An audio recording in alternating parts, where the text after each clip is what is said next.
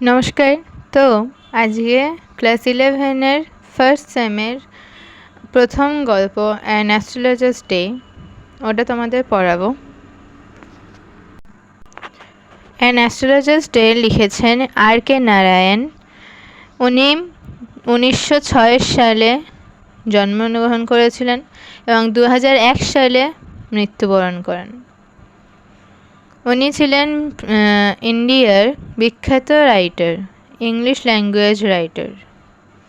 তার লেখাগুলো খুব সহজ সরল ভাষায় উনি লিখতেন এবং যাতে সবাই বুঝতে পারে। আর এই যে গল্পটা পড়ানো হবে, গল্পটি নেওয়া হয়েছে মালগুড়ি ডেজ থেকে। এটা হচ্ছে মালগুড়ি ডেজের ফার্স্ট স্টোরি। আর গল্পটি ভারতীয় বাজারকে কেন্দ্র করে, যেখানে বিশেষ করে একটি অ্যাস্ট্রোলজারের কথা বলা হবে। Punctually at midday, he opened his bag and spread out his professional equipment, which consisted a dozen cowrie shells, a square piece of cloth with obscure mystic charts on it, and a bundle of Palmyra writing. তো mid day মানে দুপুরের দিকে অ্যাস্ট্রোলজারটি তার bag থেকে বিভিন্ন জিনিসপত্র, যেগুলো ওনার দরকারি, মানে ওনার কাজের যে জিনিসপত্র, ওগুলো বের করলেন। ইকুইপমেন্ট মানে ওই জিনিসগুলো। তো ওইখানে ছিল ডোজেন মানে 12টার মতো কাউরি শেলস, মানে কড়ি, যেগুলো গ্রাহকদের আকৃষ্ট করার জন্য ব্যবহার করা হয়, মানে অ্যাস্ট্রোলজারে ব্যবহার করেন। আর ছিল হচ্ছে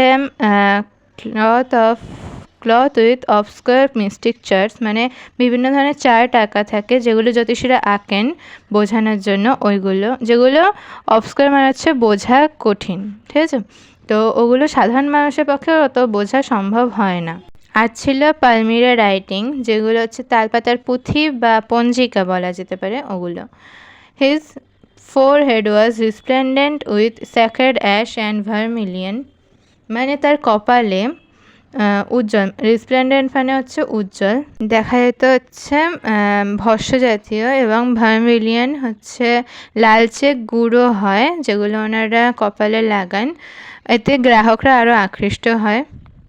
And his eyes sparkled with a sharp abnormal gleam, which was really an outcome of a continual searching look for customers.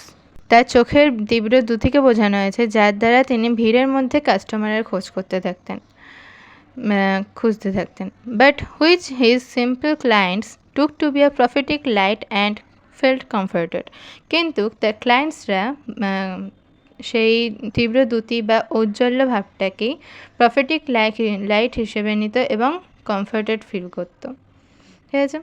The power of his eyes was considerably enhanced মানে হচ্ছে উন্নত, ঠিক আছে? বাই দেয়ার পজিশন, মানে তার চোখের পাওয়ারটা, যে উজ্জ্বল ভাবটা, আরও উন্নত হতো চোখ দুটোর পজিশনের জন্য। পজিশনটা কি? Placed as they were between the painted forehead and the dark whiskers which streamed down his cheeks. আচ্ছা, তো পেইন্টেড ফোরহেড মানে ফোরহেডে যে অ্যাশ এবং ভার্মিলিয়ন মানে লালচে গুঁড়ো লাগানো ছিল সেটার জন্য, এবং তার গোফ এবং সাইড বার্নের যে সংমিশ্রণ তার মুখের মধ্যে আছে, সেটা দেখে গ্রাহকদের আরও আকৃষ্ট করতো, ঠিক আছে? গ্রাহকরা আরও আকৃষ্ট হতো। Even a half wit's eyes would sparkle in such a setting, মানে অর্ধবুদ্ধিমান, মানে হাফ উইট মানে হচ্ছে অর্ধবুদ্ধিমান, ঠিক আছে? তো বলা হচ্ছে যে একজন অর্ধবুদ্ধিমানের চোখ দুটো এরকম সেটিংয়ে এরকম উজ্জ্বলই দেখাতো, ঠিক আছে? To crown the effect he owned a saffron colored turban around his head, ঠিক আছে? স্যাফরান হচ্ছে একটা অরেঞ্জ ইয়েলো কালার হয়, বোঝাতে চাইছে যে আরও বেশি গ্রাহকদের আকৃষ্ট করার জন্য তিনি, মানে অ্যাস্ট্রোলজারটি, স্যাফরান কালারের টার্বান নিজের মাথায় পাগড়ির মতন করে যেরকম বাঁধে না, ওরকমভাবে বেঁধে রেখেছিল, ঠিক আছে? This colour scheme never failed, মানে এই কালারটা কখনো ব্যর্থ হয় না, মানে বেশিরভাগ গ্রাহককেই তিনি আকৃষ্ট করতে পারবেন। People were attracted to him as bees are attracted to cosmos or the Hila stalks. মানে মৌমাছিরা যেরকম ফুলের কাছে অ্যাট্রাক্ট হয়, মানে আকৃষ্ট হয়, সেরকমই মানুষ তার কাছে আসতো এবং মানে আকৃষ্ট হয়ে আসতো। He sat under the boughs of a spreading tamarind tree, which flanked a path running through the town hall park. ওকে, তো বলছে যে একটা তেঁতুল গাছের নিচে উনি বসতেন, যেই তেঁতুল গাছটা টাউন হল পার্কের দিকে যেই রাস্তাটা গেছে সেই রাস্তার পাশে অবস্থিত, ঠিক আছে। It was a remarkable place in many ways, মানে এই যেই জায়গায় উনি বসতেন সেই জায়গাটা খুবই ভালো জায়গা। A surging crowd was always moving up and down this narrow road morning till night. তো একটা মানে ভিড়, সারাক্ষণই ভিড় থাকে ওই রাস্তাটায়, মর্নিং থেকে নাইট সারাক্ষণ ভিড় থাকে, ঠিক আছে। A variety of trades and occupations was represented all along its way. মানে বিভিন্ন ধরনের বিক্রেতারা ওখানে থাকেন। Medicine sellers of stolen hardware and junk, মানে মেডিসিন সেলার মানে ওষুধ বিক্রেতারা। Sellers of stolen hardware and junk, মানে চুরি করা যে জিনিস বা জঞ্জাল ওগুলো বিক্রি করে। Magicians and above all an auctioneer of cheap cloth, মানে যে বিক্রেতারা খুব চিপ ক্লথ মানে কম দামের জামা কাপড় নিলাম করার মতন বিক্রি করে। তো who create enough din all day to attract the whole town. এরা সবাই মিলে যে কোলাহল সৃষ্টি করে সেটা মানুষদের ভিড়কে আকৃষ্ট করার জন্য যথেষ্ট হয়। Next to him in vociferousness came a vendor of fried groundnut, মানে আশ্চর্যের ঠিক পাশেই ফ্রাইড গ্রাউন্ডনাট হচ্ছে পিনাট, মানে বাদাম জাতীয়, আর ভসিফারাসনেস হচ্ছে উচ্চ কণ্ঠতা, মানে নয়েজি আউটক্রাই, ঠিক আছে।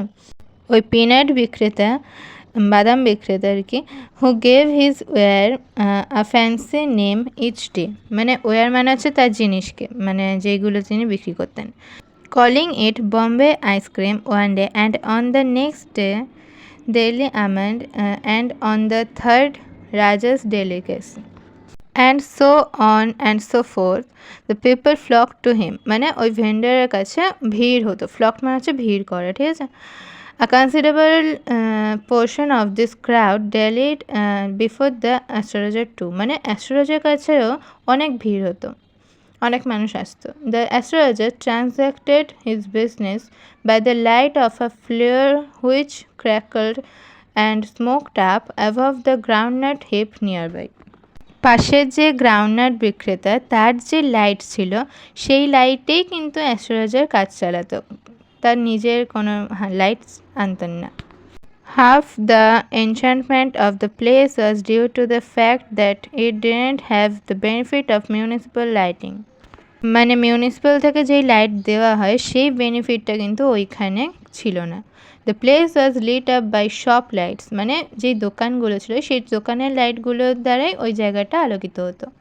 One or two had hissing gas lights, some had naked flares stuck on poles, some were lit up by old cycle lamps, and one or two who, like the astrologers, managed without lights of their own. কেউ কেউ gas light আনতো, আবার অনেকে one or two, মানে অ্যাস্ট্রোলজারের মতন যারা ছিলেন তারা নিজেদের কোনো লাইট আনতেন না, অন্য যেই দোকানের লাইট সেই লাইট দিয়ে তাদের হয়ে যেত। It was a bewildering crisscross of light rays and moving shadows, মানে ওই লাইটটা পড়ছে আবার ছায়া হচ্ছে আবার লাইট পড়ছে, এরকম যে ব্যাপারটা সেইটা বলছে। This suited the astrologer very well, এই ক্রিসক্রস লাইটটা অ্যাস্ট্রোলজারকে খুব স্যুট করছিল। For the simple reason that he had not the least intended to be an astrologer when he began life, তাই যখন জীবন শুরু করেছিল তখন উনি অ্যাস্ট্রোলজার হবেন একদমই ভাবেননি। And he knew no more of what was going to happen to himself next minute. Even পরের মিনিটে কি হবে তার জীবনে সেটাও তিনি জানেন না।